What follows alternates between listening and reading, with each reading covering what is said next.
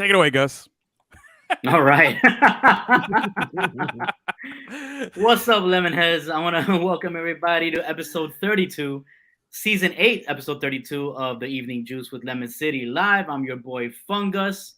To my left is our boy NFL Stradamus. Oh, wait. Him. Oh, wait. Play your sound. NFL Stradamus. There you go. If you can't tell, that's his own voice. No, it's not. I hired somebody. Underneath him, we got our guy Xavier Guerrero. X gonna give it to you. Oh yeah. There you go. And introducing for the first time, new Lemonhead over here, Jake Gibson, former head of sports, the former sports director at Panther now at FIU. All right, but now I graduated. You're in the real world right now, so welcome. There you go, bro. Congrats, man. Welcome aboard. Thank you for having me. Pleasure for letting me join the Evening Juice in such short notice. I couldn't wait. Yeah, man. If you want to follow Jake at Jake the MC, that's the EMCEE. Like it. I like the handle there. Gus. I think I cut you off there. My apologies. No, we're good, bro. I was just saying the introductions. If you're watching on our Facebook, on our Twitter, or on the 5 Reasons YouTube network. Shout out to 5 Reasons Sports. And shout out to 5 Reasons. They're over at the Heat game. It's officially game 1 of the NBA season. That's right. And it's a good time, dude. We got baseball playoffs. We got football in full swing, college football, soccer, MLS playoffs. Hockey just started. Did I say baseball? Yeah, basketball. Mm-hmm. Everything's going on right now. This is too much, and then we're not gonna have anything to talk about. When are we gonna have that sports equinox? It's coming up. I don't know. You gotta look that up, bro.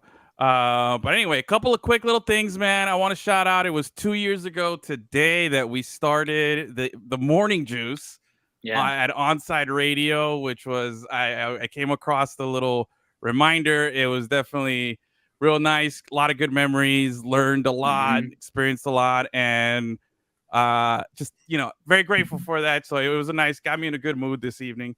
And also quick little note here, I forgot now, totally blanked out. I'm already in mid-season form. I don't know, I got thrown off with what I was gonna say about the 2-year anniversary there, and then I blanked out already. But anyway, we got a good show. We're going to talk about NFL. We got some Dolphins talk. We got some Tua talk. He's back. Xavier is going to give us everything that he knows about why Gonzalo Higuain is not coming back as much as we want him to come back. He'll tell us everything about Inter Miami. And like we always do every week. Now I remember. We got a new guest here. It's Jake, not from State Farm, from Panther Now, formerly. Jake, something that we do here every time we have somebody for the first time on the show is we ask them 3 little questions. That's what it was. See, I knew I had it.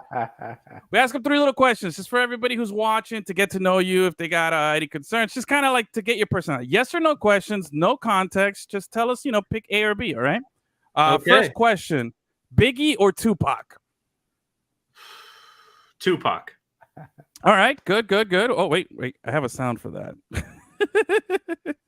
And I lost it. Oh, there it is. All right. Tupac. All right. Next question. Xbox, PlayStation, or Nintendo? Oh, I'm going to have to go with Xbox for this one. Oh, nice. Give you 2 points for that one. That's the right answer. And let's see here. You're a football guy, right? Mm-hmm. All right. This is a 2-parter. So I'm actually giving you 4 questions here. All right. First one, Shula or Riley? Shula. Wow. Okay. And last one, I think this is going to be easy. Marino or Wade? It's actually not as easy as you make it out to be. Because okay. I'm just judging by all the background stuff I see there. I see a lot of I know. Talent-wise, you got to go Marino. No context. You got to pick, bro. That's the rule here, man. Quick and easy, Give me bro. Dan. Give me Dan. The man can pick. There you go. All right. So we got Jake over here. Is Dan Marino, Don Shula, Xbox playing guy while he listens to Tupac. There you go. I like it, bro. Nice introduction. All right. So, Chavi, what do you got? Do you have your phonies and your juice ready, or do you want me to go? I have mine. I got a good couple. I'll go. We're going. Which one we're doing first? The juice Let's go juice. Let's go juice. Who's got the juice for you? The juice, I gotta give the juice to my man Gonzalo. Nice. Had an amazing season. He closed out on a great note, a wonderful career, and great guy. I mean, his press conferences at the end were great. Even the very last one where he thanked the media, thanked Rafa. Very, very humble, very gracious. It was a good look for him. All these things that they said about him. Oh, he's a bum. He's not worth the money. He's not a nice guy. He's an ogre. He's bitching people. Well, all those narratives in this season, they were completely reversed. They changed. He scored like an animal, the best striker in the league. He scored the most goals per minutes played by far in the league because he played about 1,000 minutes less than the leading scorer, and he had 16 goals. And he was very gracious with everyone, and he just had a great season. Unfortunately, it ended in a gloomy way that we'll talk about, later on. But he's got the juice, man. The man went out in style. Solid juice. I gotta agree 100%. He's probably gonna win comeback player of the year too. He's got a lot going for him. That was a great juice. We'll definitely talk some more about it. Gus, you want to go or you want me? Go ahead. All right. My juice is going. I'm going a little different, bro. I'm going college football. How about Tennessee Volunteers this weekend, bro? Come on, man. Tell me that wasn't that like the nicest thing to see, dude? A sea of orange tearing down the goalposts, and everybody hates Alabama, so it's good to watch them lose. You know what I mean? Empire. It's like the Death Star when it blew up. Like exactly, dude. Yeah, it's like watching the Yankees lose. I love it. Hey, I like the Yankees. Yeah, not the same. Gus is just Gus is hating for no reason. But I was I definitely got to can't pick and choose your evil empires, bro. Hey, no, absolutely. I was a Tom Mattingly fan, man, so I stuck with him. Okay. With the Yankees. All right, that's a solid one. I was a converted Yankee fan. I was actually a Red Sox fan. What? And, that's impossible. Believe it or not, dude, I'll tell you why. So, I was in the Navy for 4 years, right? And for about 2.5 of those years, one of my best friends in the Navy, he's a hardcore Yankee fan. Like this guy, loves Derek Jeter. That was his dude. Everything, right? Grew up hardcore Yankee fan. Took me to Yankee Stadium, got me a jersey. Like he tried so hard to convert me, right? And then at the end, I finally gave in. I was like, I gave in.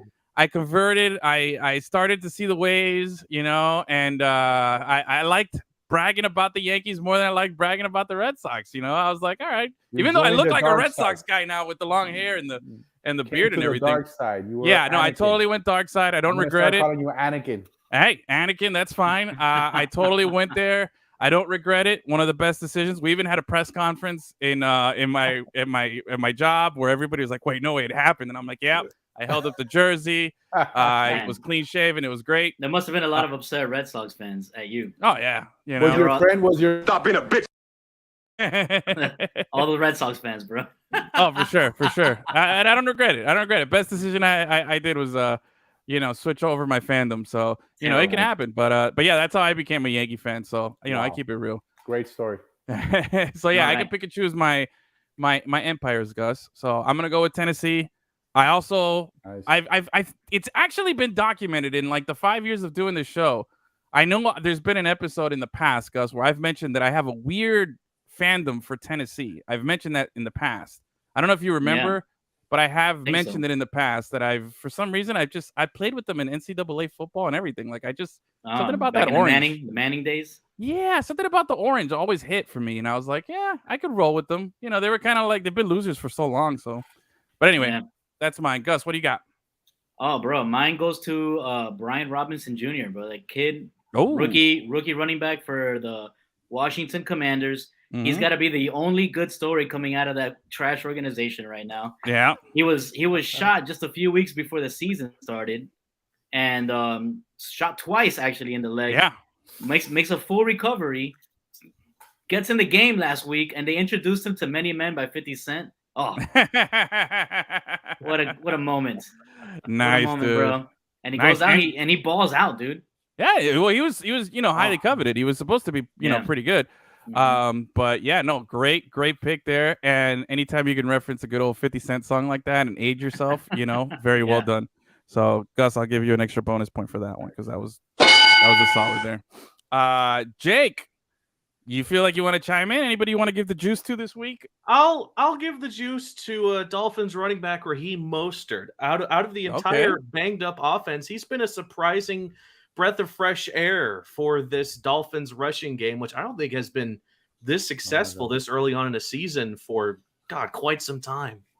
Yeah. Say what you will about Teddy and the rest of the Dolphins offense, but every time Raheem Mostert rushes for 5 or 6 yards a game or yards per play, it feels like he's given a spark to this offense. And I know Miami has lost 3 straight games, but I feel like Raheem has done a very consistently solid job throughout that stretch. It probably would have been a lot worse if it wasn't for the play of Raheem Mostert. Honestly, yeah, I think that, and also I think when it comes to him, he's we've been in a hole every week, so we're not going to be rushing the ball, so he's making the most of his limited opportunities, which leads me to think if now hopefully back with Tua back, if we can get to an early lead and we can actually run the ball late in the game because we're protecting a lead, I think you're going to see those numbers grow a little bit more. So man, I'm excited about that. I feel like Raheem has been an unsung hero for this Miami offense. Obviously, you have all the star power of Tyreek Hill and Jalen Waddle as the receiving core, but Raheem Mostert has done his fair share of work. Absolutely. Solid. Look at that, Jake. Nice. First one. Good job. All right. Who wants to go? Who's got the phonies? Who wants to do phonies? I'll go. Mine is gonna be Russell Wilson every week until he figures it out. He's my phony, bro. Russell Wilson. All right, good. I like that. Russell Wilson, phony. I got a couple of phonies. All right, number one, because I couldn't really break it down, but number one, let me pull it up because I want to read it verbatim here so I know exactly what I'm. Here we go. My phony is okay. So the fans that stormed the field at the Tennessee game, right? They tore down the goalpost. No. Here's what happened. They tore down the goalpost, right? They carried it outside of the stadium, threw it into like a river or something, right? Now the University of Tennessee is phony because now they're asking for donations to pay over like $100,000 in damages or whatever like that. I believe it's a school that pays its coach $5 million annually is opening like a GoFundMe, and they're doing all this stuff to try to seek money. And they're asking the students to pay for the damages and stuff like that. It's like, come on, dude. You just celebrated. You're going to bank a ton of money. You beat Bama, and now you're going to ask for that kind of stuff. So that's my one. That's one of my phonies. My other one goes back to what Xavi was talking about, man. Unfortunately, Gonzalo Higuain ended his career at a baseball stadium in New York, losing, on a baseball field to some team that had dude wipes as a sponsor on their arm. Like that is just, that's not right, man. That's not the way a guy's supposed to go out like that, dude. Dude wipes, as soon as I got a package of that, as soon as I pulled out the first sheet, it just rips. It's not good stuff. Yeah. I don't know, man. I was just super disappointed with the whole, like, the mystique. Do you think NYCFC practiced on that field for the whole week and purposely played it there? No, bro. Just to screw us? NYCFC is just, bro. NYCFC is what's wrong with MLS, dude. That's just money, oil money, Middle Eastern oil money from the Citizens Group or whatever it is that owns them, that owns Man City, that owns all these other city teams. And the fact that they can do whatever they want because they just say, here, just take our money. We'll play wherever. Like they've been around longer than us, and they still don't have anywhere that they play. They don't have a stadium. They play at a baseball stadium at the Yankee Stadium. How does MLS allow that? Like because they got money. That's it. Only reason. Achilles. Okay, they have money, so build a stadium. There's nowhere to build a stadium in New York. That's the problem. Build it in New Jersey, like Red Bull Stadium. That's the thing. They don't want to because it's New York City. Build it in upstate New York. Yeah, then there's not New York space City. in upstate in New York. But they don't want to do it. Neither is New Jersey. They don't want to do it. Upstate New York is more New York than New Jersey is. Yeah, but what I'm saying is New York City FC doesn't want to build a stadium anywhere but New York City. That's the thing. New York Red Bulls can do it because it's New York. They can build it wherever the hell they want. They could be playing out of Buffalo. And they won't have to change anything. You know what I mean? Why don't they build it at the old site of Yankee Stadium? Because that's now a parking lot that was right across the street now from current Yankee Stadium. Can't do it. There's nothing there. They don't need that parking lot. Just build a stadium I'm sure they've already used it for something else. Like, I'm telling you, dude, it's Xavier, I know you're quiet over there. Yeah, I know. But there's the thing is, they don't want to build anything because they're just making enough money. Like, they don't care. They're not going to throw any more money. They throw money at everything else. You know what I mean? No, I get you. MLS needs to do something about that. That's the problem. They're not. I get what you're saying. They're not. That's why they're my phony, because they're just getting exploited. Yeah. But, Xavi, what do you got? My phony, and this is you guys are gonna be shocked because I've been a backer of my boy Phil Neville during the season because he takes a lot of Phil Neville critique here. He takes a lot of criticism, and I've always found the positive spin on the don't hedge your phony, bro. Just because I believe it. But and you'll see it in the article coming out tomorrow that I think he was a phony going into this game because all season long we've been building up to the point where he said this team is at its best when we're at attack, when we have we're going forward, we're playing aggressively, we got our most technical best players on the field together. And then right before the game, when I see they pop up the starting lineup, I see the players, but more importantly, I look at the bench. And out of the 9 players on the bench, 7 of them, including the goalie, are defensive players. And by defensive players, I mean guys that have defensive qualities, tendencies, skill sets. Yeah. That you use them in certain positions, but they are naturally defensive players. And only Bryce Duke and Indiana Vasilev, only offensive prowess on the bench. No forward, no real natural forward in case Gonzalo something happened because he came into the game injured, with his arm, maybe something minor, but God forbid something happened, then it's a big issue. So I thought that in that game he was a phony. He obviously came with a defensive mindset. He came in. It's a playoff game, but I think he came in to grind and to defend and see what happened. I didn't think he came to propose, which is what he's been saying. The team does best, and that's when the team plays best. So to me, I was really disappointed. I expected much, much more from his team. See, bro, when you're playing with house money and you get to that point in the season where you've exceeded expectations, you can't hold anything back. Bro. Go for it. You can't hold like the SCLSU Mud Dogs, bro. You can't hold anything back. You can't do it. Shout out to my fantasy team. No, absolutely right, dude. Fair criticism in the time where it's needed most, and you got by so much. This is a bad showing. 3-0, bad way to and to top it off, his players, his selection of players did him dirty too. I mean, this was like the worst game ever by the. It was so bad. I've never seen it where the whole season. One of the worst. No, the worst. I've never ever seen a coach go, you know what? Both my center backs are so bad. I'm subbing them out. I'm down 3-0 or 2-0 at the time, and he's like, I'm subbing them both out because first off, I didn't bring enough offense, like you said. I don't have anybody else I could throw up there. But these guys are so bad. I'm just trying to save face right now and try to limit the damage because these guys are going to give up another. It was so bad. Hopefully, both of those guys are gone next season and we have something new because they've been. I'm going to stay quiet. I'm going to stay quiet so I don't say everything that I want to say later on. Yeah. They've been super. Who are the two that were subbed out? Mabika and Lowe. I mean, they had a treacherous, horrible game, and I would expect much more from Lowe, who's a veteran, who's been team on the week, a couple of times, defensive. Mabika is young for U.S. players because he went through the college system, so he's 24, I believe he turned recently during the season. So that's not young for a soccer player at the world level because now you have 15, 16, 17-year-olds, going first division. Yeah, but essentially he's a 2-year pro. That's it. All he is, and really won because this is where he's getting his experience now. Yeah, hopefully. I mean, the dude's like 8 feet tall, so hopefully somebody can come in and a lot of potential. He's got a lot of potential. I think it's a lot of mental stuff. But it was so bad. All right, solid. Jake, what you got? All right, so in honor of the upcoming NASCAR races at the Homestead Miami Speedway this upcoming weekend, my phony is going to be Bubba Wallace, the driver of the McDonald's mobile, who intentionally clipped Kyle Larson in the last week's race at Las Vegas, and then proceeded to get into a fight with Larson after the game.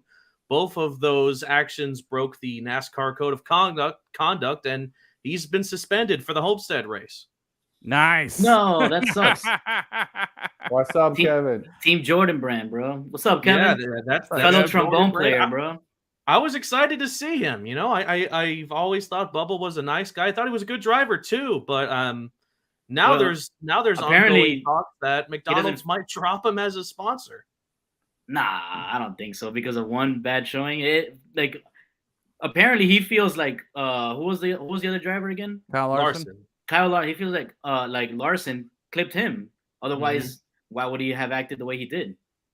I don't know. I just think we need more of that. We need some more, Ricky Bobby and a lot less of this other stuff that's going on. You know what I mean? Spice it up a little bit. Yeah, man, let them race. And Jake, you'll be at the race this weekend, correct? Yes, I will.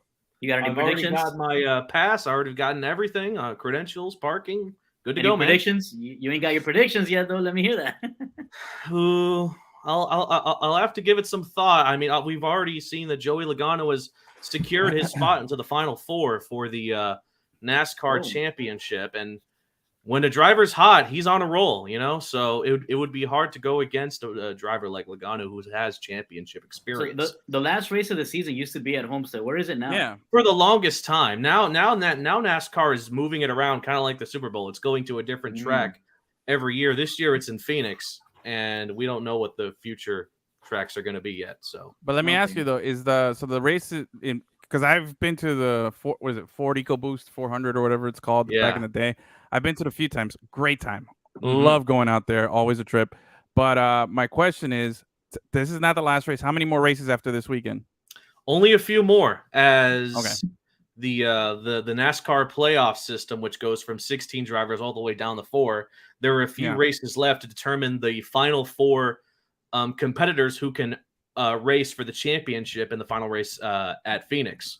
So while it's not the championship race, and obviously to many NASCAR fans, that's what Homestead Miami Speedway was known for. That's what gave it its identity, that it was always going to be the final race of the season. That's what it was known for. And when you take that away from the track, it doesn't really have an identity anymore, to the point where Ford dropped out of the naming sponsorship. It's no longer the Ford EcoBoost 400. It's the Dixie Vodka 400, which seems like a massive downgrade in terms of money being given out to the track, just because of how big Ford is and its impact with NASCAR. But it's nice to see Homestead back in the playoff system. At least it's a very important race for a lot of drivers compared to some of the other races from the past couple years where it was like where Homestead got an early race, usually a few weeks after Daytona, which was obviously a lot less meaningless than it is right now.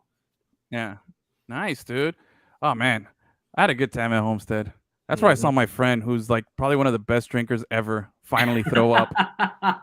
That's because it's BYOB. Well, he would love the free samples of Dixie vodka being given out at the races this time. He'd have a good time. Now, shout out to our boy John Wilbur. Gus, you know who I'm talking about. My boy, he's a champ, dude. Come on, bro. Oh no, of course he knows, bro. Like, actually, I think we're celebrating like 14 years of friendship on Facebook today, and the picture that came out was what I took of him after he threw up at the race. Oh my god.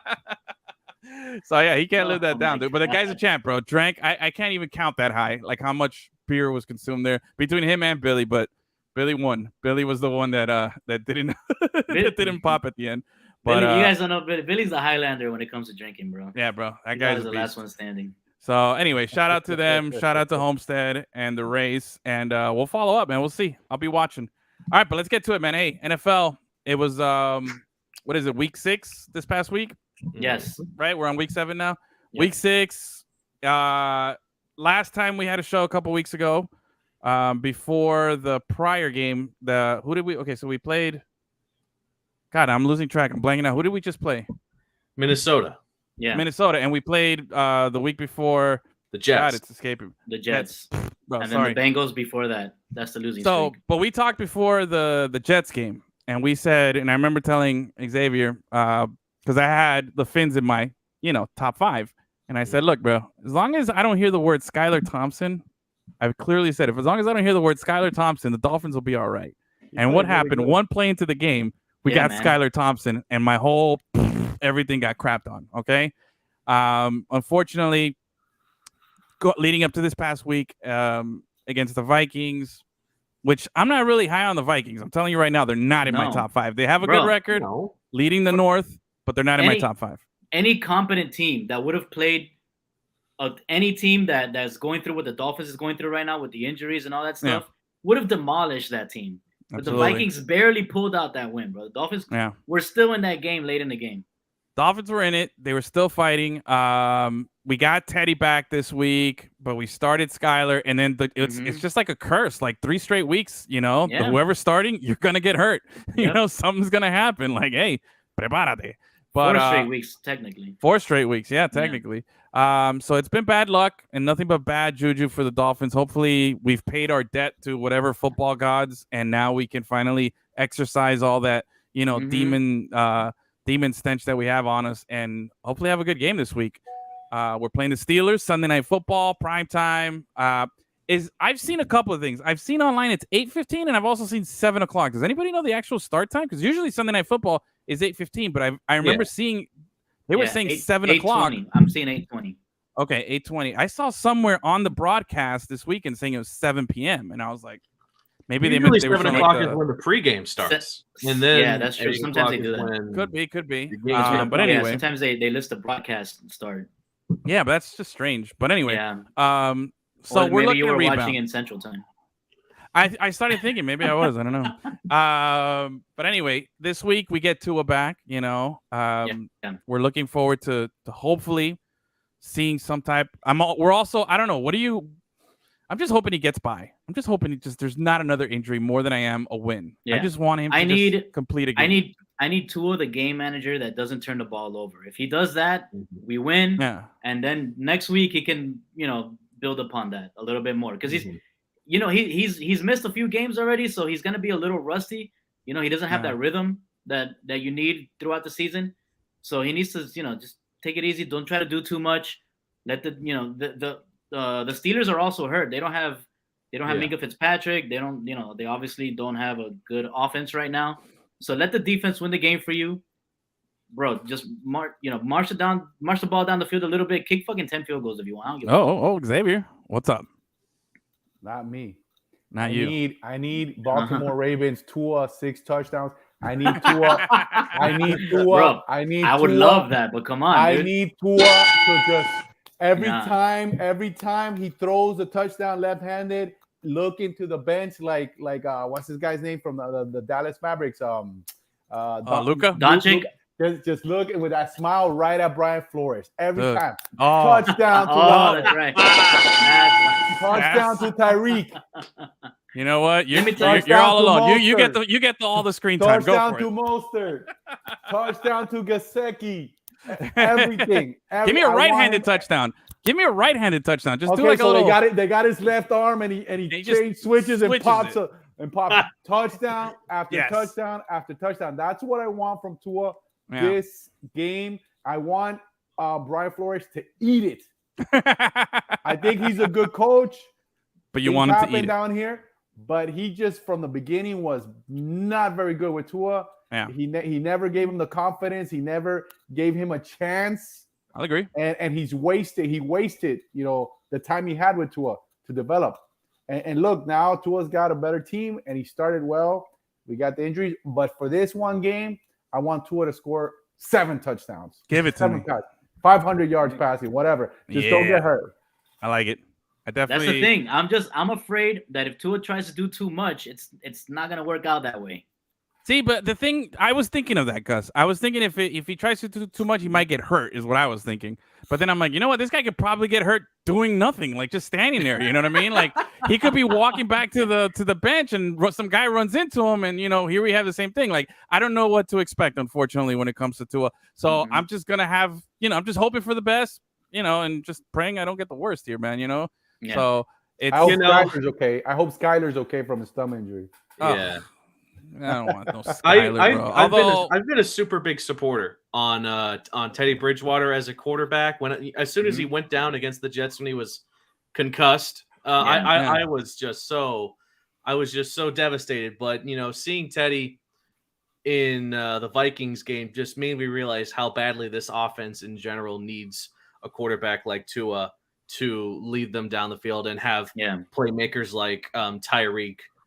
When Tua makes the mistake of underthrowing or overthrowing, Tyreek can just go out there and make plays happen. Still, it's something that we've seen quite a bit. In that Ravens game, a couple of touchdowns late were decided by that. It's going to be an awesome feeling on Sunday night. Obviously, they do the player in introductions beforehand, and when they go to the Dolphins offense, and he's going to be like Tua Tagovailoa from Alabama. That's going to be that stadium is going to explode. Really great. Yeah. I think it's gonna. I definitely see a lot of that. I'm hoping for all the feels. I'm hoping for the Disney little storybook, feel good movie moment this Sunday. You know, where the Dolphins come in there and they take it. This is a very beatable team, like we've discussed. But one thing aside from the Tua stuff, man, that I learned, Teddy Bridgewater's not very good, bro. Like he's just not very good anymore. Unfortunately, that guy was great. He had his season where he went to the Pro Bowl, but the knee took him out, man. His injuries are just too much. Never the same after that. He's never been the same. I was hoping. I looked at what he did in New Orleans when he won those 5 starts, and he was serviceable there. But we don't have that kind of system yet that you could just put in a Teddy Bridgewater, let him, manage and do that stuff. We had, it's just been unfortunately, Unfortunately for him, the only real opportunity that he had, where he had a full week of practice with the first team, he got injured on the first play. So we haven't seen him even prepare. And unfortunately for him, it doesn't look like it's gonna happen for him. All right, so let's talk the ugly part here. What if, because we've lost 3 in a row after the 3-0 start, right? Obviously, I'm giving you a little peek into my top 5 later. Dolphins are not in it. Because of that, obviously. What if though? What do we sound the panic alarm? Do we start freaking out if the Dolphins lose this weekend? Like, where are we with the loss if it happens? Yeah, definitely. We're back to the same old Dolphins, but with better skill set players. We're back to the same 8-8, 9-7, 8-8, 9-7, 6-10. The same thing we've been going the last 20 years, and that's not what we expect. So this is a game where they have to win. They have to win this game. Yeah. They have to win this game. There's no must-win game at the 7th game to the season. No, this is a must-win game, and this is a game where everything's there for the movie. Sunday night, prime time. Yep. Your old coach who hated you, you're coming back after an injury. You can come back and be the hero again, and the movie continues. It starts to ascend again because this is a movie this season for Tua, and you come in and you throw 7 touchdowns. Yeah, you have to win this game, man. You have to. For me, you have to win this game. Yeah. I like what Kevin said here. Time to swing some deals and trade for Christian McCaffrey, CMC, and an O-lineman. They need to win, put themselves in position for the season. O-line is better, but it's not quite there. I don't know what the status of Armstead is this week. I won't go for Christian. But I would go, it depends what you're giving up, but Carolina is not going to accept anything less than 2 first-rounders, I think. That's what they were saying. That's ridiculous. It is. The guys are good. You're talking about Tua. So you're going to have Tua, who's injury-prone, handing off to a running back who's injury-prone. So in one play, a guy can hit both of them, and they're out for the season. Get out of here! Get out of here, man! No. Bro, yeah, dude, don't put that out there, man. Aaron Donald. You've seen the Aaron Donald double tackle before, for sure. Right? He's gonna double tackle them both. Comes in, just hypothetically comes in, grabs Tua, grabs. They slam their helmets together. Oh my God! Concussions out for the year. Well, we don't play the Rams. We don't play the Rams this season. I know. No, great player, but I don't want him, and I don't want to give up anything else for that guy. Yeah. I think Kevin says Edmonds and Raheem. Oh wait, where'd he go? Edmonds and Raheem are on 1-year deals. Edmonds, I believe, has an option. Makes sense to get CMC. It does. It's a lot of money, and you're giving up. Supposedly, they're asking for 2 number 1 picks. And Miami doesn't even own their own first-round pick this upcoming draft. They have San Francisco's pick, and they lost their own because of that whole Tom Brady, Sean Payton drama that happened. Right. The entanglement. The entanglement. Yeah, man. That never happened. I was on that boat. He was never there. Okay. We got a source. Look, I tell you, CMC would make sense for what we're trying to do here, to have a running back that, could put that respect on our offense, that the defense keep them honest. But it all depends on the price tag here. Yeah. And if you could have him and Mostert together. But they went out and spent money on that. They had a chance through the draft. And you think they're going to – I don't personally think they'll pull it. But we got somebody like trade bait, right? Gesicki supposedly doesn't fit in here. I don't know. Just because he doesn't block. But you can work maybe some deals. But I personally think the guy's always injured. If it's not his head, it's his hamstrings. I don't want him. Sure. I don't but want again, him. I think it all depends on what the ultimate price tag will be at the end. You know what I mean? Who are we competing against? If we're the only bidders and nobody else is interested in giving up anything, then the price tag keeps going lower and lower. But it would be interesting to see. If the Dolphins were to give up, think about it though. Think about this. All right, I'm gonna put this out there. 4th round. Think about this. What if the Dolphins give up a big price tag? Isn't that though what you want from your team, to go after a guy, to build, to take that step? Again, let's look at a similar team locally, the Marlins. They never make the splash. They never make the moves. Here we are, the Dolphins going after getting a Tyreek, drafting high, making picks, doing these things, and now going after a guy like this. This could be. It is what we want. It is what we want. It is what we want, because that's why we all got excited for Tyreek Hill. But I think the hesitancy to get Christian McCaffrey is because he's always injured. Yeah, if there's no O-line. There's no O-line. There's no O-line. Yeah, but the argument against the no O-line is that, if you have a running game like his, the offense will create the O-line. You know what I'm saying? The offense will be better. If you have a threat back there, it keeps the defense honest, because if you have a threat and you focus on the rush, it's going to open up the passing game. And if you have, skill set of players that are elite to a level, on both sides, then you're going to keep the defense at bay, and it's going to help your O-line. I mean, there's ways to it that it makes sense, but we'll see. We'll see. I like it. A player being thrown out in the trade mix, it has been Mike Gesicki, but at the same time, have the Dolphins so far this season sort of undermined Gesicki's value because of how they're underutilizing Gesicki overall this season, and the fact that Gesicki has the worst gritty in human history. He made up for it. He made up for it. He made up for it. He has to keep doing that. Yeah, he has to keep doing that dance the rest of the year. He said that he was going to stop. That's the best dance in years. He should have owned it. I thought he should have just kept doing it really bad, just to own it. I'm the bad one at it, but you remember this, I like that. If Gesicki hits the gritty, the last play of the Super Bowl to win, everyone's going to remember Gesicki as that guy. Jake spoken like a real Dolphins fan there. Not the gritty, it's the shitty, but it's shitty. It's shitty gritty. It's something there, and it's really, I like it. I like it, but everybody's doing the damn gritty, bro. Do something else, bro. Go out there, like that, though. Not like that. Everybody. Okay, he's the only one doing a bad gritty, which is not very good. Can we call it the pity? The pity, but if they were to do something like, bro, if he busted out like the Macarena or like the Congo or something, Miami, I don't know, bro. Just something a little different. A bachata, have him do like a bachata move. Yeah, dude, do a little ding, ding, ding, ding, ding, ding, go up to the goalpost and start dancing with it. That'd be nice. Who's the football? Jake from LemonCityLive, because he's not Jake from State Farm. Jake from LemonCityLive, you got to give him a call and tell him to do some bachata. There you go. Of course.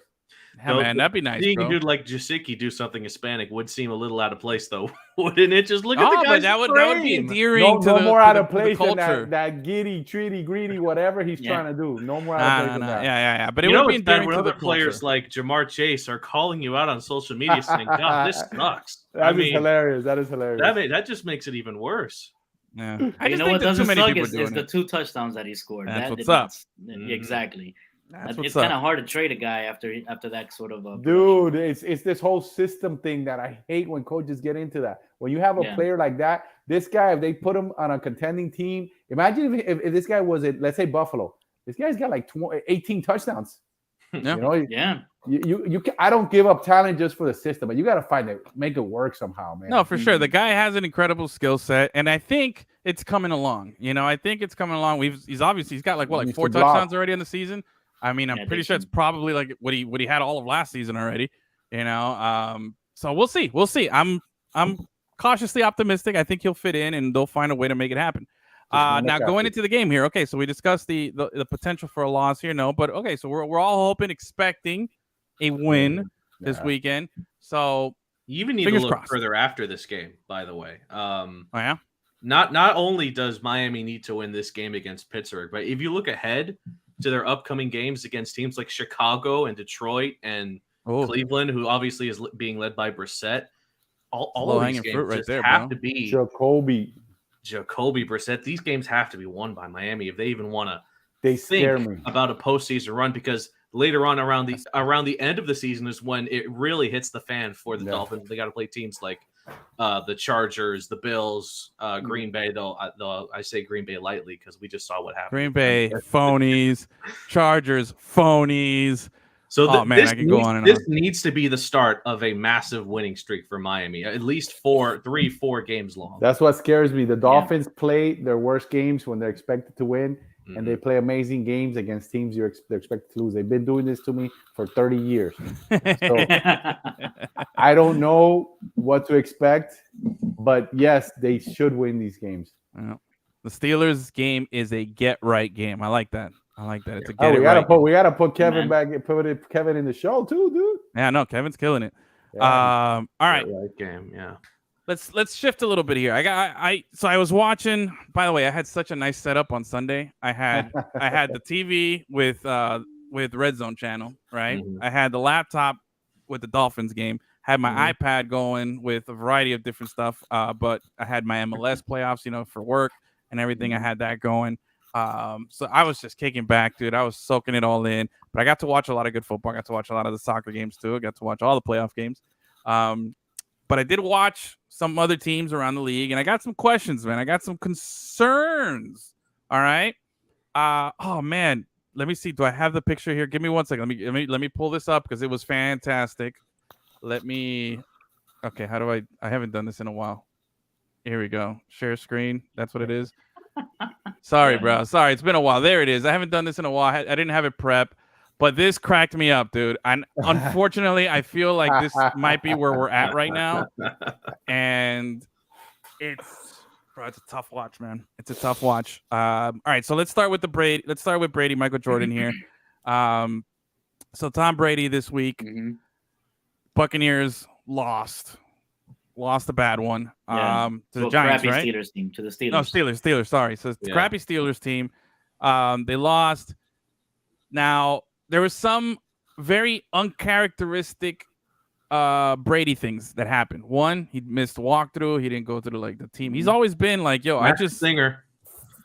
Oh, I hope it's Masked Singer, but it's starting to look more like it's not, and it's actually what's it called? Some serious family issues. Yeah, divorce. We've discussed that before. But I don't know. I watched him. He was arguing with his O-line. He was putting him on blast, which is in front normal. of everybody, which is normal. But it's been a while since we've seen it, And anytime that we see the guy who we go to and I don't say we as you guys, but the team or anybody goes to for hey, what's going on here? Show us the way. When you see him doing that kind of opens up the window a little bit to yo, there's some problems happening there, and you don't want that, If you're a Buccaneers fan, I had the Buccaneers in my top 5 last time around. Not there now. I just felt like Brady, man, there was something off, man. The numbers were kind of there, but the leadership, this is a very Brady game to win. He didn't play right. The fact that he didn't do the walkthrough before, he's calling guys out. Instead, he was at Robert Kraft's wedding. With Randy Moss and a bunch of old former players and stuff. I saw the picture. It was pretty nice. Looks like it was a good time. That must be an NFL owner's wedding has got to be top-notch party, right? Come on. Billionaire's wedding? Whew. Anyway, I'm a little concerned about Brady. I'm a big Brady, supporter. I enjoy watching greatness, even though it's at the expense of the Dolphins for so long. But, it is what it is. He's been fantastic. It's been great to watch. And now on the flip, you saw Aaron Rodgers struggling too, like in the meme there. A lot of struggling with Green Bay. We're obviously seeing that the Devontae Adams subtraction, has been really affecting them. They've lost a couple of bad games here. They're not sitting anywhere pretty. Could we be? Have we hit the wall? Is this the moment? Are we at the cusp of finally the transition from the old guard to the new guard? For Aaron Rodgers, I would say yes, because he literally has nobody on his team. Yeah. You think so? He has zero Aaron help. Jones is pretty good, no? He has Aaron Jones. That's it. But that's all he has. There's nobody else on that team that can help him, man. I can't speak for Rodgers, but I will say regarding Brady, Brady begins to play at his best when people begin to try to forget about him.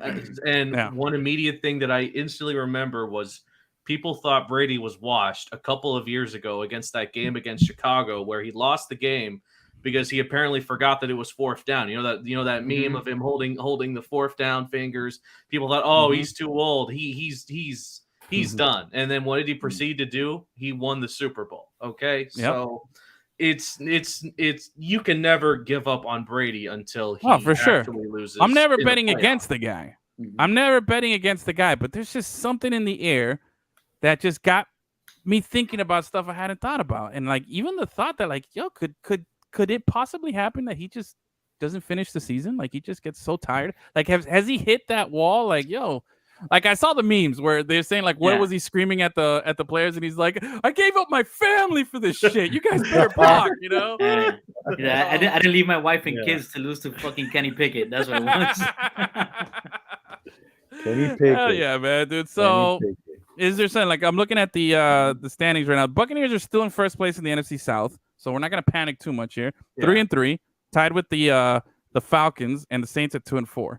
Okay? Everyone's 3-3 in the NFL. 3-3 and half the teams in the league are 3-3. Packers are 3-3 as well. Lost 2 in a row. Buccaneers are on a 1-game skid here. I don't know. I just thought, I guess the optics of it were pretty bad, you know, and it's very uncharacteristic Brady. Bad optics. You know, one thing is, you know, him making a bad pass, but this is stuff that he's usually very good at, and it felt like he wasn't very good at it, you know, putting his team on blast, missing these things, and then not having a good Brady game there and losing to the Steelers. But I do feel like with Aaron Rodgers though, man, just I'm not gonna lie, I'm enjoying that fall. I'm gonna enjoy that fall every second of it as he slowly just like Wile E. Coyote off a cliff, dude. I'm just gonna be there just for that last little at the end, you know. Yeah, I'm gonna enjoy all of that. I'm not him and his what is that? What's that weird shit that he's been ayahuasca? Yeah, that thing. Yeah, you know, see, Gus knows exactly what I'm thinking. I don't even know what to say, but he knows what I'm thinking. Anyway, all right. Now my other question for you guys, Cup on the opposite of spectrum. All right, that's been disappointing for NFL fans. But how about, bro? I hate to say this, and I know Gus loves New York. He's a big New York fan.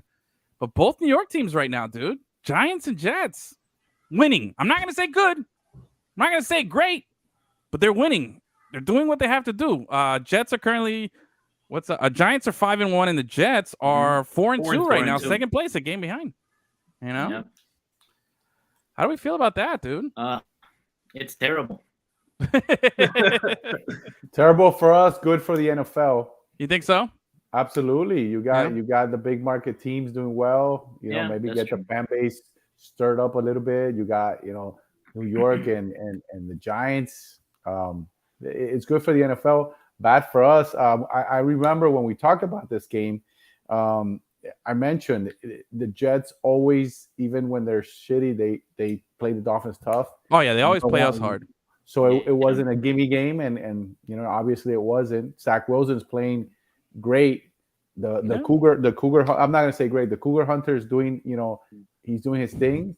He's beating. He's getting the W's, and then a little delayed, but I like it. And then you got Daniel Jones, you know, playing some decent ball up there. You got Barkley coming back. By the way, Daniel Jones. That leads me to my first. What's that? What do you got for me, Gus? All right, so the highest pressure rate this season goes to Justin Fields, Matthew Stafford, Russell Wilson, Jameis Winston, and Daniel Jones. Right? Four of those QBs are terrible, but Daniel Jones is surviving in spite of that. And he's not only surviving, but he's thriving, which tells you a little something about how much he's grown as a quarterback in the NFL. Sometimes people need a little time to develop. I mean, and people expect the quarterback, you know, first round pick. Not everybody comes in like Danny Marino and lights up the league. Not everybody comes in, you know, like John Elway. You're talking about Hall of Fame players. So now you got this guy who showed a lot of skill, at Duke, and he that's why he was a stop. He whooped Miami's butt. Okay, yeah, but that's not saying much, all right. I was at the game, he showed he was a good player. I was Daniel. I was at the game when Daniel Jones. He's a pretty decent NFL quarterback. Look, I was at the game. I've also saw Mitch Trubisky when he. Were you passed out or were you? No, I was working the game. I was down there on the sidelines, and look, bro, there was nothing crazy or nothing special about Daniel Jones. Okay, he was a surprise where he was drafted as high as he was drafted. Now, I will say this: he's dealt with the pressure of being a New York quarterback much better than most people will give him credit for. That's not an easy market. I thought he was talented coming out. I think he's shown some skills, but dude, the guy's like as generic as it gets, bro. You couldn't get more Eli Manning than Eli Manning, and they did with this guy. You know what I mean? Like it's just there's nothing about him that's like, oh, okay, that's cool. No, he's decent arm. He's working runs pretty good. He's working. I don't think he's a bad quarterback. But Daniel Jones also runs and then falls down by himself and fumbles the ball. Don't forget that he did that too. Like the guy is. He's got his moments, but with that, I gotta give props and I gotta give credit where credit's due. He's 5-1. Giants have impressed. We'll see at the end where they're at. Yeah. They beat what was it that they beat this week? Was it the Baltimore? They had a good win again. No, they yeah.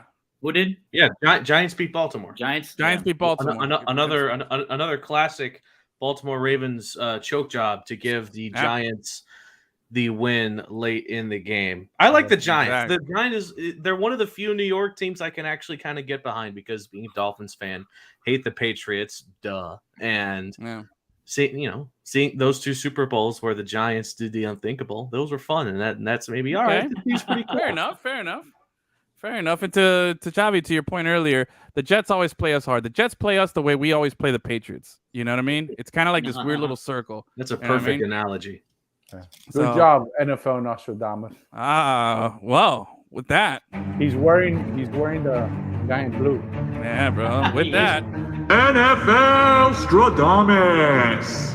Is that his voice? Huh? That's the voice of Walter.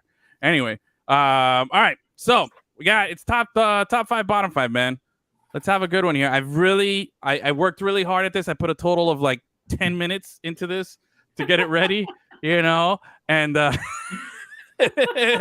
made sure that, I came prepared and that I came with the good stuff because last week or 2 weeks ago, last time we did this, I thought I came strong with my rankings here. And Jake, top 5, just as the name suggests, I'm going to give you the top 5 teams that are playing right now. Okay. Not who's going to win the Super Bowl, not who's going to make the playoffs. Not who I think is going to get better, just who's playing the best right now. These are my at the moment power rankings, my top 5, but I'm also going to give you my bottom 5. All right, my 5 absolute worst teams in the NFL. All right. So, what do you want first, Chavi? Give it to me. Top or bottom? Go to the bottom. Look, he's a bottom. Here we go. All right, my bottom 5. Let me recap here. My last bottom 5. All right, I had the Steelers at 1 and 3, Panthers, Raiders, Texans, Broncos. There's been a shakeup in the bottom 5. We got some new additions, and we got some teams that left. All right. Now, here we go. At 28. All right, 28 teams. So number 1 of my bottom 5.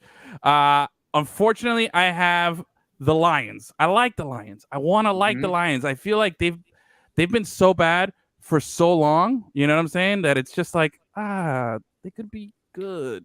Like it'd be nice. And aside from this past weekend, they've been losing close games. Yeah. This weekend they just got their ass kicked, but they're always good on Thanksgiving. Yeah, you can count on them for a loss there. Let's see here. I believe. Let me see. I'm trying to find it. I'm sorry, I didn't prepare for this, but what is going on, Nostradamus? I believe that I read because they came off a bye, so I don't know if the number has changed, but I believe they had given up the most points and also scored the most points in the NFL. So their plus minus ratio was like ridiculous, but really they're 1 and 4. They're a really balanced team. Very balanced, equally bad on both sides, but at the same time could be potentially good. I root for Detroit. They've become like just these lovable. They're the Cubs, they're like kind of like the Cubs were, just lovable losers. Like, come on, man, you guys. One day. And plus, my eternal love for Barry Sanders. I'm always gonna have, a little. Who doesn't sliver. love Barry? I'm always gonna have a little sliver of Barry Sanders. Detroit blue in my heart. All right, so I got the Lions 1-4 coming off of the bye. 29. This team, okay, my 29 and my 30 are related here. They played each other this week. All right, it's the Bears at 29, 2-4. Okay. All right, they lost to Washington, who's actually worse than them. The Washington won the game, but they're actually worse than the Bears, and the Bears are this bad. They're both sitting at 2-4. So the Washington win just brought them up par with the Bears, who are just The Bears are bad, bro. Bears are just bad across the board. They have nothing. They're like they used to hang their head, their hat on the fact that they were a good defense. Now that's out the door. Justin Fields, talented guy, but you've got nothing around the dude. He's just lame duck out there. He's trying to run, but then he's trying not to get hit. It's just I watched that game. He overthrew a guy wide open in the end zone on a little lob pass. And I was like, I hope that doesn't come back to bite him in the ass. And it did. They couldn't get back in there. But I watched both teams, and as bad as Washington was, I felt like the Bears, when they were driving during the game, looked a little more complete, looked a little more organized, and they just look like they don't have the skill players, but, they're working with less. Now, with Washington, they have some skill players. They have some guys there. You spent a lot of money on Carson Wentz. You brought him in. You got rid of, Tyler Heineke, the Heineken guy. Heineke's backup. I think he might start this week. Might. But the point is, you gave up on him to bring in Wentz, and you're getting nothing. You're worse. You at least were a good defense. You had, the team kind of this guy gave you better, and he didn't cost you as much. So you've put in all these assets and all this money into a guy that's just, bro, Carson Wentz, I'm sorry. I don't know what happened, but you're basura. After that injury, it was never the same. Never the same. So I got those guys sitting at 29 and 30. They beat, they played against each other there. Now my next one, I think Carson Wentz and Prince Harry just changed places, and they're both sucking at their jobs. Exactly. Solid, Gus. All right.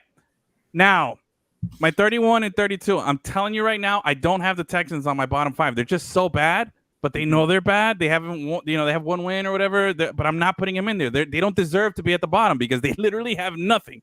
Okay?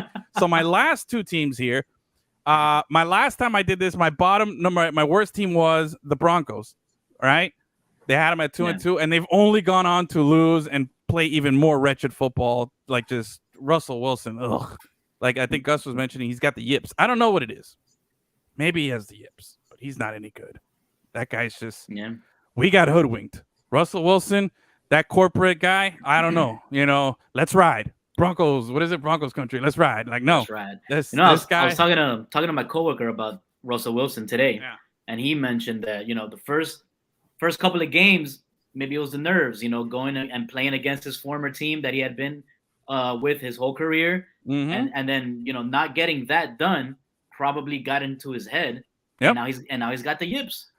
There's a few still shots of Russell Wilson with guys clearly open, right in front of him, and he's just like looking at guys that are double covered.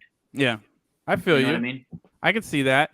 I don't know if it's the yips. I think we just got hoodwinked. This guy's so corporate. He gave us the the little pyramid scheme, speech, and he got us into buying into it. And we've seen Russell Wilson do amazing things where plays break down and he pulls something out of his ass, and he gets it done. So I don't think it's like some people are saying, oh, I guess it was Seattle the whole time. No, we've seen him carry that Seattle team before. Not in the beginning of his career when they had a great defense, but he transitioned to become a great quarterback. Yeah. So what the guy that we're watching on the field now is not the same guy. No. And I don't know if he's like not understanding the offense that they're running, or if they're just giving him too much power and he has no structure. I don't know what it is, but they need to fix something on that. I feel you. It's very concerning. It's very concerning. Is it the yips? Is it corporate, bait and switch? I don't know. But whatever it is, there's one good thing that's keeping them out of the bottom spot, okay? And that's the fact that their defense is still pretty good. They've given up less than like 21 points for like every game this season or something like that. It's They're the just only reason they atrocious have on wins. offense. Yeah, that's the only reason they have wins. This last game was a snooze fest against the Chargers. I have trouble calling them the Los Angeles Chargers. I'm still calling them San Diego. It's really bothering me. I do.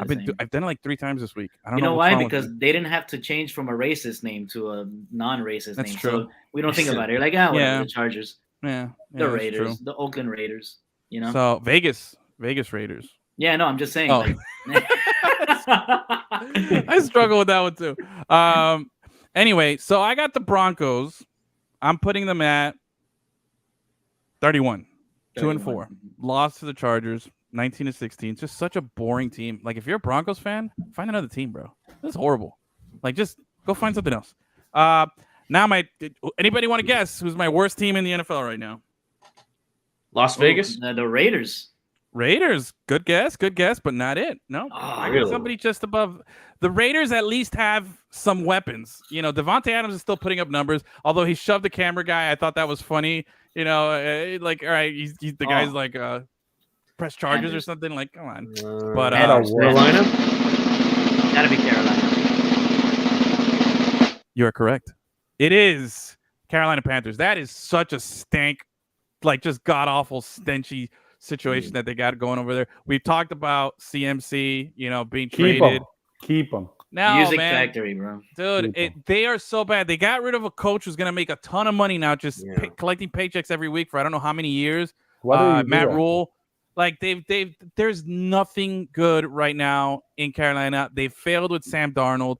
They failed with every quarterback that they've got in there. I'm not even going to mention the obvious and Baker Mayfield, you know, who's just been handed everything, and he's just complaining about, you know, like everything Baker Mayfield just stinks, and now you just spread it and seasoned it all over Carolina. And they just had to ship out Robbie Anderson, too. Yeah, they shipped out Robbie Anderson. It's crazy that organization is more of a dumpster fire than the Washington Commanders. Yeah.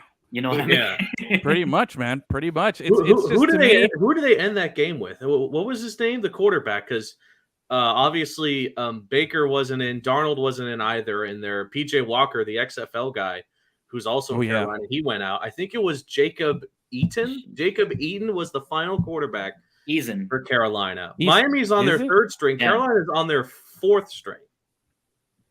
That's pretty bad. Yeah. So Carolina, you know it's bad when your players start to fight each other in the sidelines too. That's how you know you've really hit rock bottom. And again, you know, it's tough to watch because you'd figure eventually you hit on something, but they've just failed and failed and failed and failed over again. But when you look at it, you got a number 1 overall pick at quarterback. You got a high, one of the better running backs in the league for the last few years, you know, when healthy, obviously.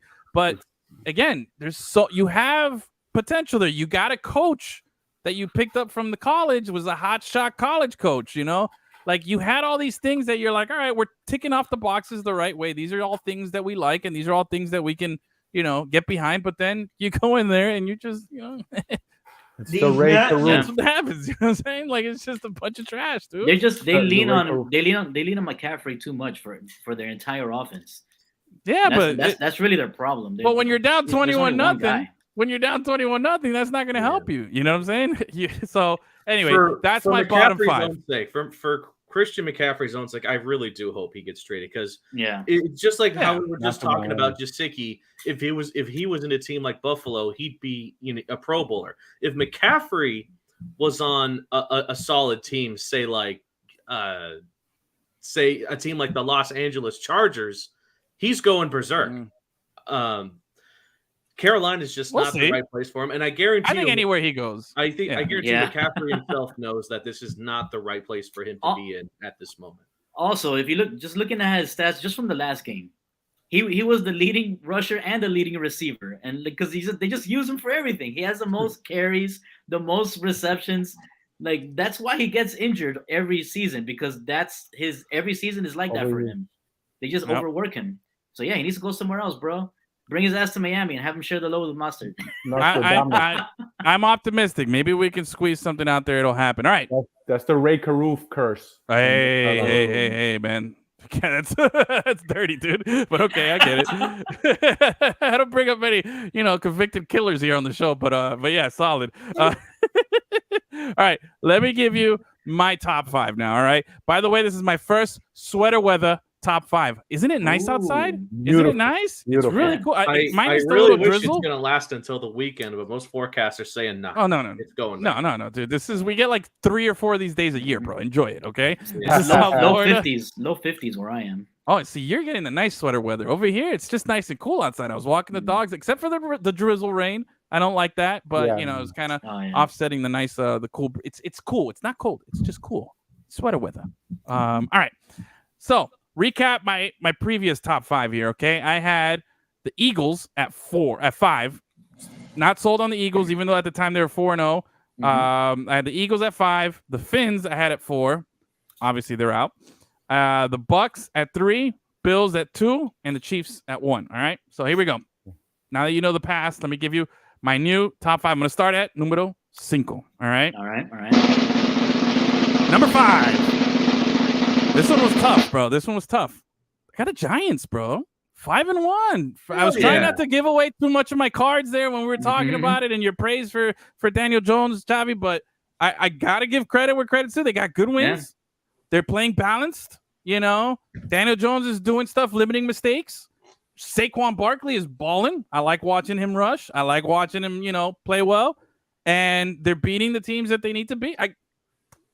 Good for you. Good. Yeah. Good. Giants. No one in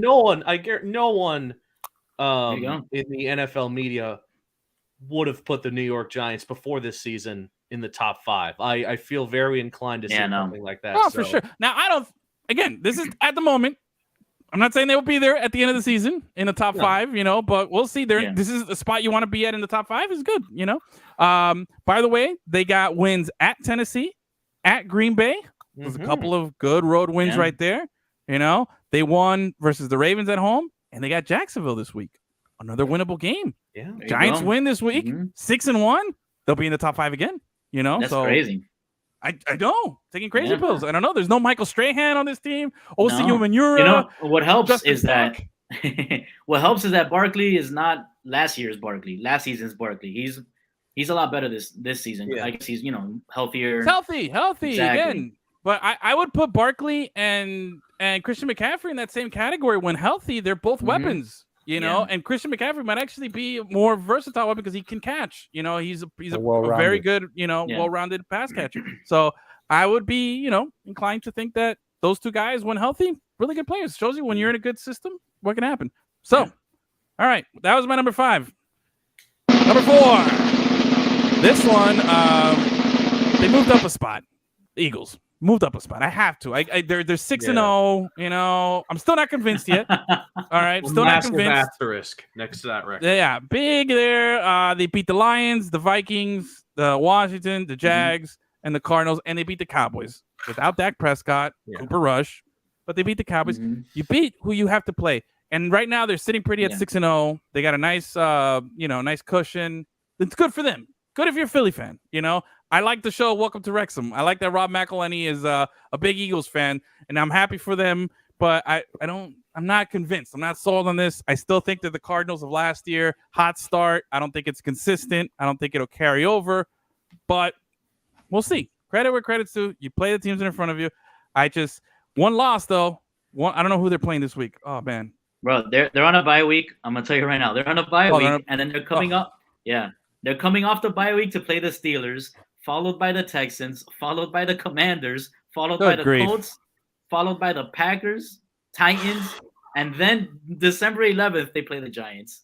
That's going to be their first real test of the season.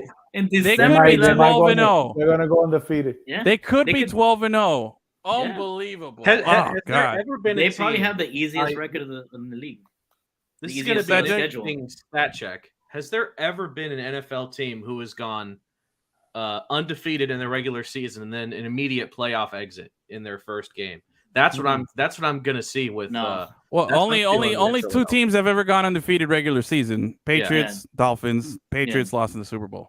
So yeah, it's not gonna happen. And plus, with the extra game, even more impressive if it does. But there is a possibility here that these stupid Eagles are gonna be in my top 5 for a while. At 12-0. So I'm very upset about this. Actually, just realizing that. Thanks, Gus, for giving me all that bad news. Anyway, let's move on. Number 3. A number 3 team was not in the top 5 before, making their debut. Cincinnati Bengals, believe it or not, at 3-3, I got them at number 3. 3-3-3, bro. I'm feeling the Dwayne Wadeism. I'm feeling the flow riding the snake. 3-3, Bengals. All right, beat the Saints. That was a good win. All right, Saints. I mean, not the best team, but I'll tell you why it was a good win. Because Joe Burrow, baby, he's got his swag back. Did you see what he rocked on the way to the Superdome at the game? Right, he was rocking the LSU. Jamar Chase's LSU jersey, because the last time he played at that stadium, he won the national championship, bro.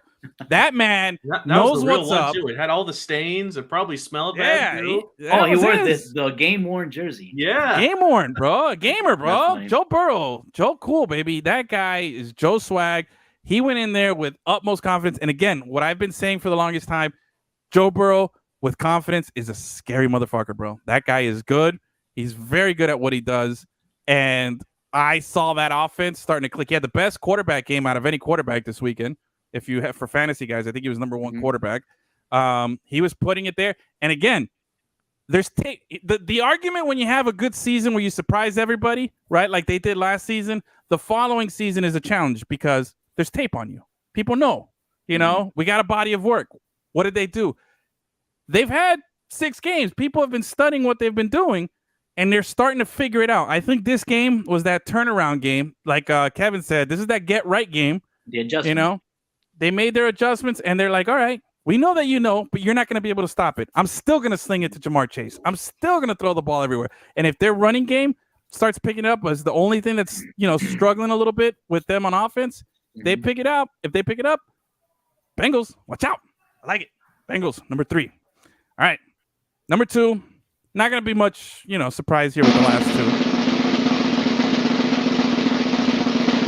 That was a really long drum. I don't know if I pushed a different button there. Anyway, Chiefs at 4-2, man. Still, I mean, it was a tough game against the Bills. Bills were going to, Bills wanted to beat. They wanted that game, obviously, against the Chiefs. They really wanted that revenge. They wanted the revenge game. 24-20, they won in Kansas City. And by the way, no surprise, at 5-1, the Bills, number 1. So I got to give credit for the Bills. They pulled it off. They beat my prior number 1. So I'm gonna flip flop them, but I'm not dropping Kansas City. 24-20, not a bad loss against what people are saying. Dude, Josh Allen's really good. This is the Josh Allen year, right? This is the year where he's the new Mount Rushmore quarterback for this generation. He's up there with Brady and Rodgers are on their way out, and Josh Allen is on his way up. Josh Allen and Mahomes already here. There. Yeah, my homie, dude. But it's just fun to watch. That was a fun game. I mean, you didn't have the scoring that you did in the playoff game, but you had the drama, you had the excitement. You had all the good vibes. Everything. It was a good, clean game. No controversy. Everything that you wanted in the game, it gave it to you. So I thought that the Chiefs played their asses off, still had a great game, and the Bills just a little bit better. So with that said, I'm going to put the Bills at numero 1. So I got Bills, Chiefs, Bengals, Eagles, and the New York Football Giants, bro. How about that? You like that? Yeah. You like that, Gus?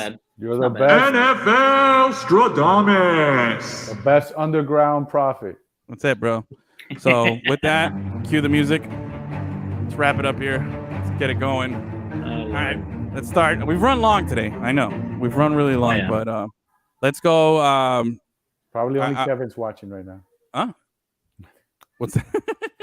Probably only Kevin's watching. Probably, yeah. Kevin's probably the only one out there right now. Heat game ended not too long ago, so we got. They lost, dude. They lost. 116-108, man. Come on. So we're gonna get a nice little. We're not gonna go undefeated this season. Damn, I know. Damn, shit. The Panthers, however, I really thought this was the Panthers. About to get that home opener W 4-2 over Philadelphia. Nice. Only Look 30 at seconds live left. updates. Live updates. There you go. Beautiful work. All right, so 1 out of 2 ain't bad. Jake from LemonCityLive. There you go. So welcome all those 5 Reasons Sports guys that are hopping on and expecting maybe some Ethan Skolnick right now to break down the Heat game. You're gonna get something better. You're getting my man Chavi Guerrero over here. All right, to talk a little MLS. How about that? You want Heat stuff? Hang on, pump the brakes. We're gonna talk some. We can do that. We can do that too. We can do that too. We can sprinkle it in it. But let's go. What this was it. Unfortunately, the MLS dream run to a championship for the Inter Miami came to a screeching halt this weekend. In a New York minute. I like that. It was the end of an era, the end of a career. And it was a goddamn baseball stadium. A cold, rainy night. Dude wipes. Baseball stadium, yeah. Dude wipe team beat us, and not they beat us very handily. You could tell they were the superior team on that night, and I think it was mostly because the team didn't show up for some reason. I expected a better version of every player. Some of the veterans looked a little antsy, a little timid, like lacking a little bit of confidence. I don't understand why. Do you think the moment got to those guys? I don't know. I don't know if they made such a big deal of the stadium change and it got in their heads. I don't know what happened there, but I expected more. The one guy that was true to his form, Gonzalo was, and you expect that from a guy who's been at the highest levels of the sport. So nothing's gonna get to him. Like he goes and plays his game. But the center backs, they had like you said, you're going to use your word wretched game. I expected much more from Damian Lowe. I call him the Jamaican King. He's had games where he looks like one of the best players on the field. Yeah. And then he has games like this, and that inconsistency kills Miami. Where he was, I mean, they scored the goal where he and Mabika run into each other, right? Like he runs into Mabika. He runs into Mabika. But what makes it worse is, at least he turns and tries to get, back to Rodriguez and hauls butt, but Rodriguez turns and nutmegs him and then is able to give the pass. But the whole thing, the worst part of that play is that Mabika, the moment that he ran, they ran into each other, low bounced off, Mabika kind of like put it on cruise control because the play kept going. Yeah. And he didn't follow the play. If he would have followed the play, that moment where this guy Lowe was nutmegged, the ball went a little long. If he was there, it goes to him. Yeah. But he kind of like tried to take off when the ball, went through Lowe's leg, but it was too little, too late.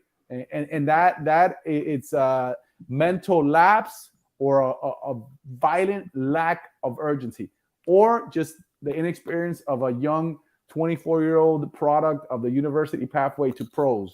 Yeah. That's the old MLS players. Now you're getting a new breed of player onto the league, but whatever it was the worst look he's had all season long. I'll tell you this. I think you said something that was very important: consistency. The key to winning in MLS is consistency. Unlike any of the other leagues, in Europe, South America, and everything, if you have consistency, you're going to be a good team. And it doesn't have to be consistently elite. It just has to be consistent. You know what I mean? If you're available and consistent, you can go places with MLS. It's not the type of league where you can just have a guy like purely talented and skilled out of this world that could just take over. You're not going to see that very often, But if you got 11 guys on the pitch that are just consistent and you can count on them, you're going to go far. And there's been just way too much inconsistency when it comes to this Inter Miami team all season long. Like you said. Too. Yeah. You mentioned consistency. The coach was inconsistent, and that's where I got upset. Where you're going to this playoff game, you have the momentum. You said that you're at your best when you attack. You have this small pitch, which I wasn't so upset. You know why? Because my main man Gonzalo doesn't have to make the longest runs now all over the place. He's got a smaller space where he can be closer to the goal and score, which he did. Unfortunately, he was offside. But I'm upset because the coach came into this game with a defensive mindset from the beginning, based on all the people he rostered for that game. He left Emerson Rodriguez out. Has he been fantastic this season? No, he's another guy that's been consistent. He's a 21-year-old young guy. I'll give him a little bit of a pass because he's got a lot of skill. but he in this particular game, he has the skill set you want. He's the type of guy that in a tight space where there's not a lot of room to go can take on 1, 2, 3 guys. This guy could have gotten in, take 1, 2, pass the ball back. Then you have trouble. You cause trouble. But his problem is that he doesn't pass the ball back. He always takes it and fucking goes out of bounds or some shit. Bro. But he didn't even roster him. At least he's consistent, though. At least he's consistent. Bro, watching Emerson Rodriguez is like, yes, fuck. That's watching Emerson Rodriguez. Next season, he'll be worth it if he's still there. Bryce Duke didn't get a shot. This is the type of game that you wanted a player like that. Yeah. Why? You want a guy that's technical, can work in tight spaces, and you have another option for Pozuelo and Duke for Higuain. Because if you notice, every time it's just Pozuelo, the teams know, man. They get around him and they try to not give him too much space. He got knocked around. He got knocked around. That's what you do to those guys. That's what you do to those type of players. But if he had Bryce, but I understand the thinking of the coach. He wanted Lassiter out there, a physical guy, a veteran that can go up and down, be maybe a little better defender. Mm-hmm. But the best defense is a good offense. And I give Bryce. He's got a lot of heart, man. He defends. Is he the greatest defending? I don't think so. But he does his job. But he's a lot better. He was a team leader in assists. He does his job attacking. He helps out Pozuelo. Him and Pozuelo is the best 1-2 punch the team had, and he never really gave it a chance. He put him in at the 80th minute. He subbed in 2 defensive players for the center backs at the 72nd minute. To be fair, though, I don't think he was counting on this guy having this bad of a game. But you're down 2-0, and the previous game, and they've had games where he spared them up before. He spared Mabika and Lowe, and it's not the first time that they have little we're gonna say glitches, mental brain farts or whatever you want to call it. It's not the first time. They kind of have had some issues before. The Montreal game wasn't very good for our defense, and I think they just continued that. I don't understand why the momentum just dropped in the last 2 games, but it was really, really bad. We fell flat on our face after the 4. Completely. I could have lived with 2-1. 3-2, New York, is New York the better team? Yes, they are. I believe they are. See, that's the problem. That's where I have looked. They don't have Tati Castellanos, who started off the season with them, and then transferred away because he was I think he was the MVP last season or the leading goal scorer, Golden Boot. The guy's legit, and obviously now he's playing in Girona, I believe, in Spain. He's not there. They struggled, but I think they rode the success of having him there at the beginning of the season. And having all those wins and being a top team. They had a drop, but then they picked it up. But then they picked it up because of what he laid the foundation in the wins at the beginning of the season. Now you mentioned with Neville being inconsistent, his lineups were changing every week for like the first 4 or 5 games. And what happened? We went 1-4, I believe, in those games. Find the team. He was trying to find his team. I see he was trying to find the team. But at some point, see what would work for him. But at some point, don't you have to just stick? How do you know if something? Okay, I'm all right. I'm gonna put out this lineup. It didn't work this game. The next game, he had a whole different lineup. That didn't work. The next game after that, a whole different lineup. How do you expect something to work if you don't have it? If you don't have it at least a little consistent. All right, hey, this lineup didn't work, but I believe this is gonna be the right lineup. Maybe I don't get the result I want, but let me stick and show confidence with the guys that I think that they're gonna come through it. And I thought that kind of that chaos at the beginning of the season was tough, man. It maybe that's what. But he's the kind of coach that kind of plays a little bit of a game of chess. He checks out the opposing team, and he wants to put the players he thinks gives him the best chance against that particular team. And sometimes he changes the formations. Sometimes he would play with 5 in the back, sometimes 3, sometimes 4-3-3. Early in the season, it was 4-3-3, and I think that's his preferred formation. But it just didn't. Later into the season, it changed. They changed it to the 4-2-3-1. I think was their best formation because it was the one where Gonzalo was up top and they were able to feed him, and he scored a lot. I just think he tried to do too much in the matchups, and it didn't work. I like, you have your starting 11, and you can work with that team. They should be able to work, which is why I got upset where Duke wasn't in there. I think Duke is one of the best 11 for this team. And despite him not being the greatest defender, I think in that small field, particularly, it would have, blocked a little bit of that weakness on his part. And he could have played fine. He could have done something special for the team. How do you think it would have gone if Miami would have like been stubborn and just said, "Fuck it, we're gonna play our game regardless of how it goes"? You know what I mean? I think it would have gone better than what it did because this was miserable. I think that when you got to stick to your guns, and that's where I was upset. I think he said one thing and he did another. You know, you're going in here, you're going for the win, then you don't roster a whole defensive bench. Yeah, you're not showing because you see it like the best teams force other teams to adjust to their game. You know what I mean? Right. The player personnel, the personnel matters. But you even see it in fucking like college football. Like you see Georgia Tech, they run that weird offense that they do. They do it every year. You know, it's not. They're not. They've been doing it for about 250 years, bro. They're not winning championships or anything, but they stick to it and they win big games like that. I think Miami needed to come out. And the funny thing is, the first 10, 15 minutes of the game, Miami looked really good. You know, they got called off. They moved up. That was at the 22nd minute. They moved the ball around, you know, and looked decent. But then little by little, you know, every time I remember tweeting out, every time New York attacked, it was a dangerous play. Like it looked, the defense looked like butter, you know. Oh yeah, and the whole defense, not just the back four, you know, Mota, Gregory, they were off. They weren't in their game for some reason. The fact that it was 0-0 at halftime was lucky. Such a collective like gasp, like, oh my god, I can't believe we made it to 0-0 at half because of how bad they were playing. And now the ball hit the pole, and that would have been the double pole. Oh my god, that's gonna be on all those like not top 10 reels forever, bro. And that at halftime would have been the perfect opportunity for Neville to make that change to more offense. You know what I mean? Yeah, but who did he have? He had the same, you know, he had Bryce, so he put him in only at the end, and then he had Vasilev. He's always preferred Vasilev for some reason over Bryce. He has his confidence. Vasilev had 3 games during the year where he was fantastic. You saw his skill set and his best moments, but throughout the season, you saw the just average Vasilev. Yeah, you know, he didn't do much. He came in there. He played amazing. His best game I've ever seen him play was against Orlando City. The guy was running everywhere, attacking and defending.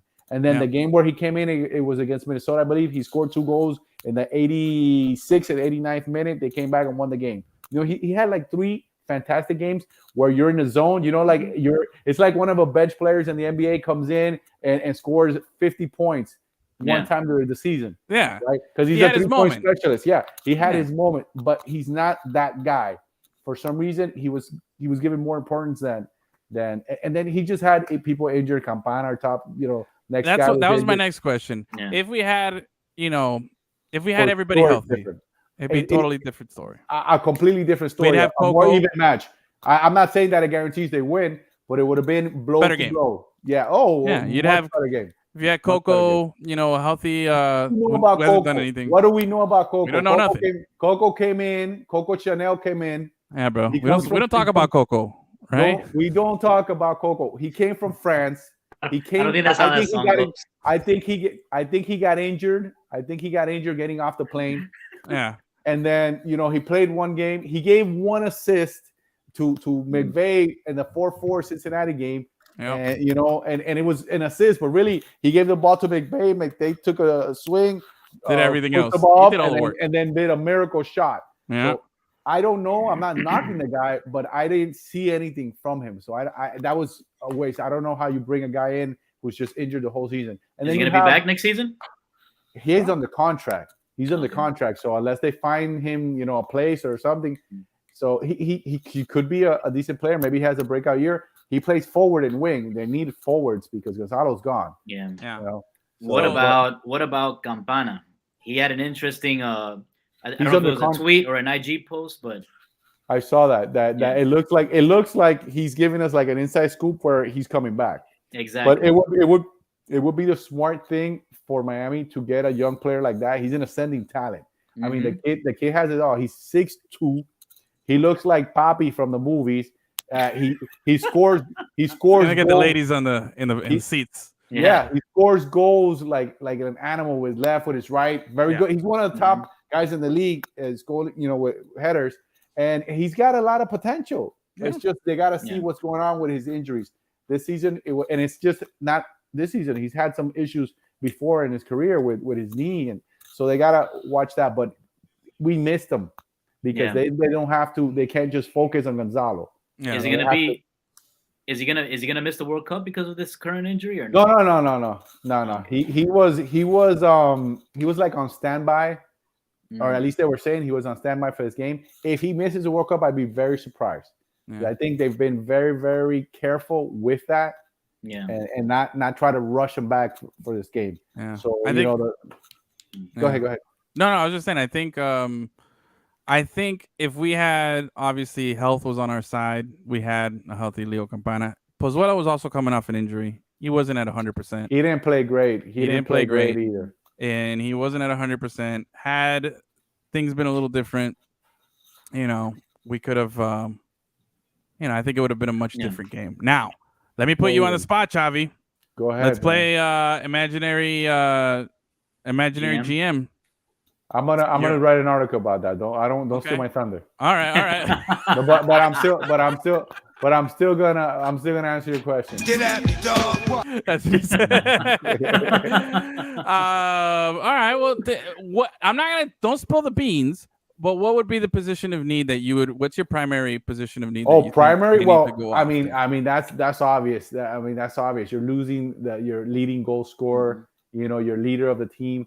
So you need to bring in a talent, a player, and he said it during the press conference after. You need to bring someone that can just, it's basically placed into that lineup, ready to go. So you're not bringing an experimental player, someone that's a potential player, very young. You need to bring somebody in that's already has that experience. It could be a player that's 23, 24, but has extensive experience. And you have those type of players in South America and in Europe. Yeah. You have guys that are 23, 24, been playing pro 5-6 years, and the guy just scored 18 goals last season. For sure. So, look, I think obviously, you can never have too much offense. All right, just look at my FIFA teams. I mean, I'm always stacked full of players there. With that being said, though, I think, but this defense.